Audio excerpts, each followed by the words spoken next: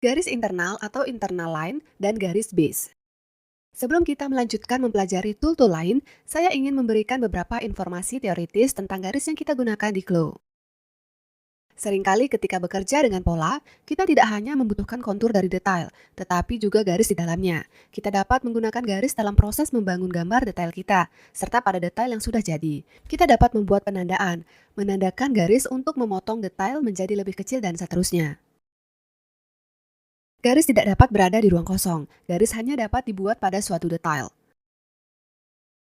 Untuk bekerja di Glow, kita akan menggunakan dua jenis garis, internal dan base.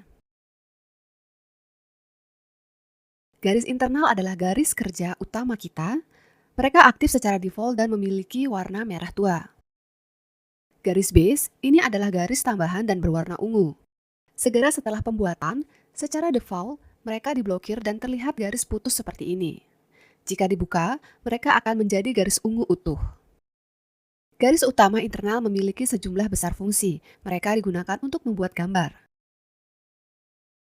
Anda dapat memotong detail dengan mengikuti mereka, menjahit detail lain kepada mereka. Garis-garis ini dapat diberikan berbagai sifat, misalnya sifat elastis, membengkokkan detail dengan mengikuti mereka, membuat jahitan dekoratif dan sebagainya. Garis base digunakan terutama untuk menandai. Saya akan beralih ke tampilan jaring di jendela 2D. Dan akan sedikit mendekatkan. Memilih semua garis internal dengan tool Transform Pattern. Saya menahan Shift dan memilih semua garis agar terlihat lebih baik. Perhatikan bahwa garis dalam lewat tepat di antara poligon.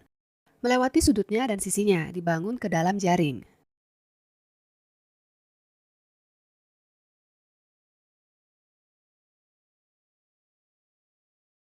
Jika saya memindahkan garis-garis ini atau mengubahnya dengan cara apapun, misalnya jika saya mengubah bentuk atau bahkan menghapus, memindahkan titik-titik, dan berinteraksi dengan garis-garis ini dengan cara lain, maka jaring akan berubah setiap kali. Itu akan disusun kembali, yaitu komputer dengan perubahan sekecil apapun di garis internal akan menghabiskan memori komputer untuk menghitung ulang jaring.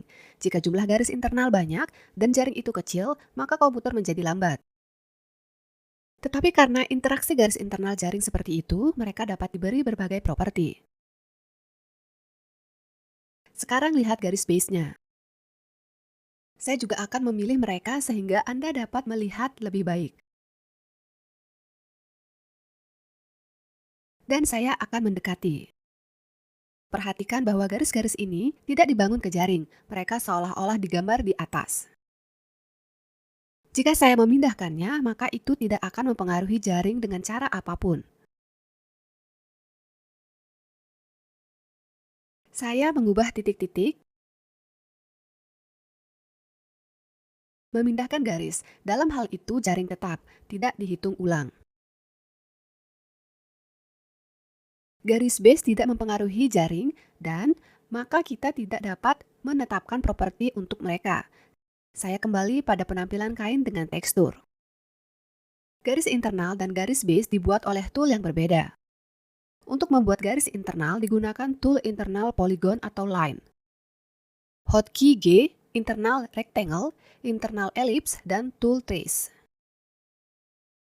Untuk membuat base line, kita menggunakan tool base polygon, base rectangle, dan base ellipse. Grup ini juga memiliki tool untuk membuat cube net dart dan base dart, tetapi kita akan mempelajarinya secara terpisah nanti. Secara visual, icon tool untuk membuat garis internal dan garis base serupa. Jadi, cobalah untuk mengingatnya dan tidak membingungkannya. Tool untuk jalur internal memiliki garis utuh pada icon, namun untuk garis base ia putus-putus. Garis internal dan garis base dapat dikonversi satu sama lain. Misalnya, jika Anda memiliki banyak garis, tetapi selama Anda belum menggunakannya, mereka dapat dikonversi ke garis base atau convert to baseline agar tidak memperlambat komputer. Ketika dibutuhkan, mereka dapat diubah menjadi internal dan diberi beberapa properti. Saya akan beralih untuk menampilkan kedua jendela. Di menu pengalih tampilan jendela 3D, Anda dapat menghidupkan dan mematikan tampilan saluran internal dengan menggunakan tombol Show Internal Line. Dan ada juga tombol untuk garis base, Show Baseline. Di jendela 2D, Anda tidak dapat mematikan tampilan garis internal. Ini adalah garis kerja kita.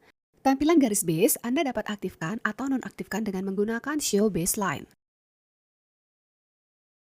Juga jika perlu di jendela 2D, kita dapat mengunci atau lock garis internal dan garis base.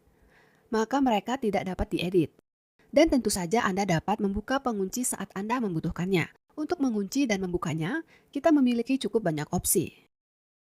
Yang pertama adalah dari menu pratinjau. Kita memiliki menu pemblokiran, di mana ada tombol Lock Baseline, yaitu memblokir garis base.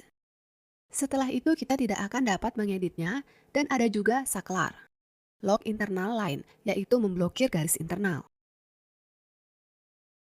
Dan sekarang itu tidak tersedia untuk diedit. Kita membuka penguncian garis di tempat yang sama.